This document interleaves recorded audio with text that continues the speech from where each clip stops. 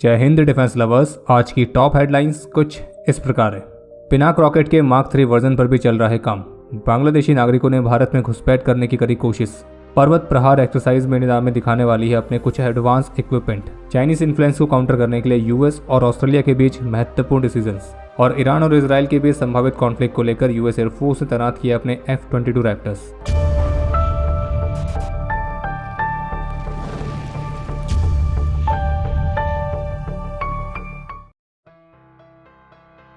अगले सप्ताह भारत और श्रीलंका की आर्मी जॉइंट मिलिट्री एक्सरसाइज मित्र शक्ति के 10वें एडिशन को आयोजित करेगी। और ये जो एक्सरसाइज है ये श्रीलंका में आयोजित की जाएगी और जिसमें दोनों देशों की आर्मीज अपने बीच के कॉपरेशन और इंटरऑपरेबिलिटी को बढ़ावा देने पर फोकस करेगी। इस एक्सरसाइज में निजाम की राजपुताना राइफल्स के 120 सोल्जर्स पार्टिसिपेट करेंगे और इस वर्ष इस एक्सरसाइज में सेमी अर्बन इन्वायरमेंट्स में जॉइंट ऑपरेशंस पर भी फोकस किया जाएगा। और ये जो एक्सरसाइज है ये 25 अगस्त तक जारी रहेगी। इसके अलावा एक अपडेट यह है कि डीआरडीओ ने Pinaka multi barrel rocket launcher systems के मार्क 3 वर्जन पर भी काम शुरू कर दिया है। और इस मार्क 3 वर्जन के 2 सब वर्जन्स रहेंगे, जिसमें से एक होगा मार्क 3 जिसकी रेंज होगी 120 किलोमीटर तक और दूसरा वर्जन होगा मार्क 3 ER यानी कि एक्सटेंडेड रेंज और इसकी रेंज होगी करीब 300 किलोमीटर तक। और इसमें 300 mm कैलिबर के रॉकेट्स इस्तेमाल किए जा सकते हैं। और इस मार्क 3 वर्जन को खास तौर पर LAC के पास चाइनीज रॉकेट्स के डिप्लॉयमेंट को भी ध्यान में रखकर विकसित किया जा रहा है। और बाकी अगर आपको भारत के इस पिनाक रॉकेट सिस्टम पर एक डेडिकेटेड वीडियो चाहिए तो वीडियो को करिए लाइक और कमेंट सेक्शन में लिखिए पिनाक। प्रेस ब्रीफिंग में भारतीय विदेश मंत्रालय के प्रवक्ता की तरफ से कहा गया कि बांग्लादेश में अभी जो घटनाएं हुई हैं तो भारत उन घटनाओं के सभी पहलुओं का निरीक्षण कर रहा है। और आपको क्लियर कर दे कि इन सभी पहलुओं में बांग्लादेश की सिचुएशन में किसी विदेशी ताकत या किसी विदेशी सरकार के शामिल होने वाला पहलू भी शामिल है। और जबकि बांग्लादेश की इस करंट सिचुएशन के बीच कुछ ऐसी भी रिपोर्ट सामने आई थी कि कल करीब 500 से 600 बांग्लादेशी नागरिकों ने मानिकगंज सीमा के पास से भारतीय क्षेत्र में घुसपैठ करने का प्रयास किया था, जिसे भारत की बॉर्डर सिक्योरिटी फोर्स यानी कि BSF ने सफलतापूर्वक नाकाम किया है और घुसपैठियों को वापस से बांग्लादेश भेज दिया गया था। और जबकि इसी मामले को लेकर बांग्लादेश के नॉर्थ बंगाल फ्रंटियर के ऑफिशियल एक्स हैंडल से पोस्ट करके बताया गया था कि बांग्लादेश से भारतीय सीमा की ओर माइनॉरिटी पॉपुलेशन का कोई व्यापक आंदोलन नहीं था और यहाँ पे जो लोग इकट्ठा हुए थे वो मुख्य रूप से स्थानीय अशांति की आशंकाओं से प्रेरित थे। और फिर BSF और BGB ने इन लोगों को उनकी सुरक्षा का आश्वासन दिया और उन्हें अपने घर लौटने के लिए प्रोत्साहित किया। बाकी इस पूरी सिचुएशन को प्रभावी ढंग से मैनेज करने के लिए BSF ने अपने एडिशनल ट्रूप्स को भी तैनात किया है।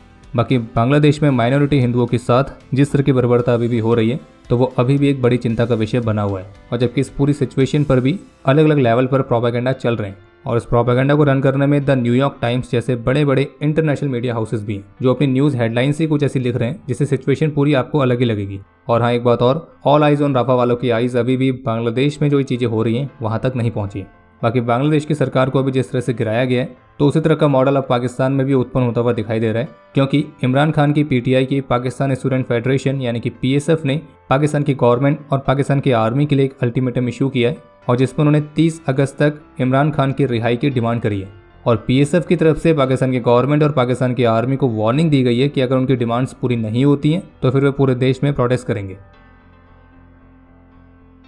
तो जैसा कि पिछले डिफेंस अपडेट पे हमने आपको बताया था कि इंडियन आर्मी ने पूर्वी लद्दाख में LAC के पास एक बहुत बड़े लेवल पर स्ट्राइक कोर एक्सरसाइज को कंडक्ट किया है। तो अब इसी एक्सरसाइज से जुड़े हुए कुछ और महत्वपूर्ण अपडेट सामने आए हैं, जैसे कि इस एक्सरसाइज का नाम है पर्वत प्रहार और इसमें मुख्य रूप से हाई एल्टीट्यूड वॉरफेयर और ऑपरेशंस पर फोकस किया जा रहा है।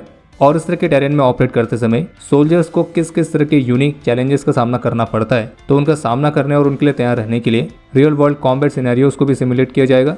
इस एक्सरसाइज के दौरान आर्मी के अलग अलग तरह के मिलिट्री इक्विपमेंट और खास करके वो जो कि 2020 वाले स्टैंड ऑफ के बाद से इंडियन आर्मी की सर्विस में इंडक्ट किए गए थे चाइनीज थ्रेट को काउंटर करने के लिए, तो उन सभी वेपन प्लेटफॉर्म्स को इस एक्सरसाइज में शामिल किया जाएगा और उनकी प्रैक्टिस की जाएगी। और बाकी पर्वत प्रहार एक्सरसाइज की जो लोकेशन है तो उसके चलते ये एक बहुत ही इंपॉर्टेंट ड्रिल भी है। और यहाँ पे 2020 से ही इंडियन आर्मी ने 500 से अधिक टैंक्स को डिप्लॉय करके रखा हुआ है, 50,000 से अधिक ट्रूप्स को डिप्लॉय करके रखा हुआ है ताकि चीन की तरफ से उत्पन्न होने वाले किसी भी थ्रेट को काउंटर करने के लिए हम हमेशा तैयार रहें। और ऑफिशियल्स का कहना है कि इस तरह की जो एक्सरसाइज होती है वो कॉन्फ्लिक्ट में एक क्विक रिस्पांस के लिए आर्म्ड फोर्सेस को तैयार करती है, हिली टेरेन में चैलेंजेस का सामना करने के लिए प्रिपेयर्डनेस को चेक करती है और अगर इसमें कोई कमी निकलती है तो उन्हें भी संबोधित किया जाता है। और बाकी इस एक्सरसाइज में कुछ एडवांस टेक्नोलॉजीज जैसे कि loitering munitions, swarm drones, counter drone systems, कुछ एडवांस सर्विलेंस टेक्नोलॉजीज, इन सभी को भी इस्तेमाल किया जाएगा। वैसे इंडियन आर्मी की इस तैयारी से याद आया कि इस तरह की संभावना तो हमेशा ही बनी रहती है कि भविष्य में भारत और चीन के बीच कोई बड़ा कॉन्फ्लिक्ट भी हो सकता है। लेकिन इस संभावना के बीच एक प्रश्न हमेशा रहता है कि अगर कभी भविष्य में भारत और चीन के बीच कोई बड़ा कॉन्फ्लिक्ट होता है, कोई बड़ा युद्ध होता है, तो ऐसी सिचुएशन में जो रशिया है, जिसके रिलेशंस भारत और चीन दोनों के ही साथ काफ़ी अच्छे और मजबूत हैं, तो इस तरह की स्थिति में रशिया किसके पक्ष में रहेगा।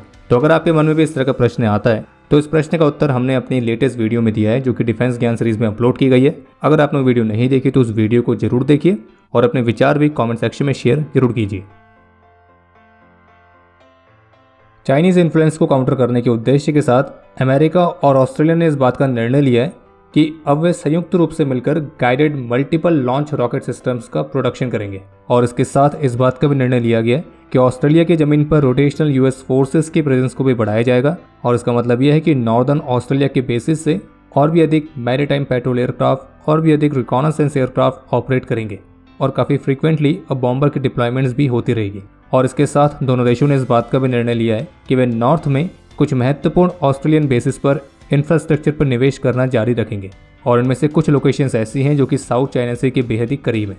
और जिसका मतलब ये भी है कि साउथ चाइना सी पर चाइनीज इन्फ्लुएंस को काउंटर करने के लिए अमेरिका के लिए और भी ऑप्शंस ओपन हो रहे हैं। और इसके अलावा अमेरिका ऑस्ट्रेलिया के रिमोट कोको आइलैंड्स पर भी मिलिट्री इंफ्रास्ट्रक्चर्स को डेवलप करने पर काम कर रहा है, जो कि इंडो पैसिफिक रीजन में डिफरेंस कैपेबिलिटीज़ को बढ़ाने के साथ साथ यहाँ पे चाइनीज सबमरीन की एक्टिविटीज़ को भी काफ़ी क्लोजली मॉनिटर करने में अमेरिका के लिए काफ़ी महत्वपूर्ण साबित होगा।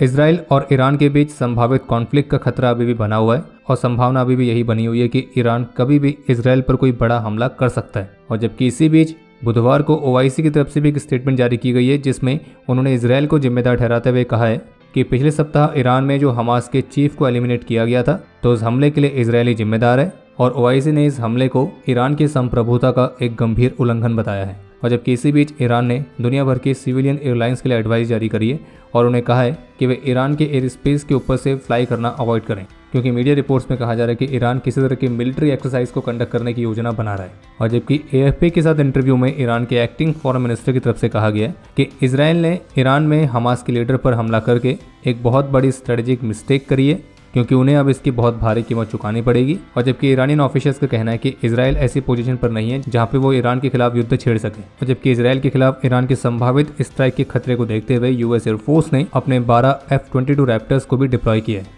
बाकी अब समय है आज के इतिहास का। आज के दिन 2015 में जम्मू कश्मीर के तंगधार में अपने अदम्य साहस और वीरता का परिचय देते हुए सिपाही अहमद बशीर ने अपना सर्वोच्च बलिदान दिया था। और इनके साथ साथ हमारे कैनाइन सोल्जर मानसी ने भी अपना सर्वोच्च बलिदान दिया था। आज के दिन 2017 में जम्मू कश्मीर के कृष्ण घाटी सेक्टर में देश के प्रति अपना कर्तव्य निभाते हुए सिपाही पवन सिंह ने अपना सर्वोच्च बलिदान दिया।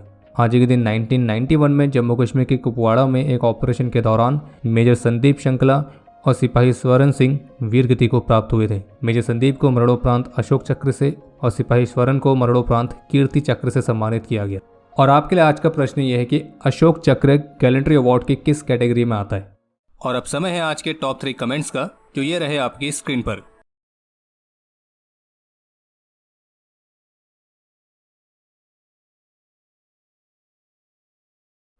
तो हमारे आज के इस एपिसोड के लिए इतना ही। उम्मीद है आपको एपिसोड पसंद आया होगा। पसंद आए तो वीडियो को लाइक जरूर करें। कोई भी सुझाव या सवाल हो तो उसके लिए कमेंट सेक्शन ओपन है। और बाकी अगर आपको मिलिट्री से संबंधित और भी एक्सक्लूसिव कंटेंट में दिलचस्पी है तो आज ही डाउनलोड करें डिफेंस स्क्वाड की सुपर ऐप। बाकी अगर आप चैनल पर पहली बार आए हैं तो सब्सक्राइब जरूर करें। हम जल्दी मिलेंगे नए एपिसोड के साथ, तब तक के लिए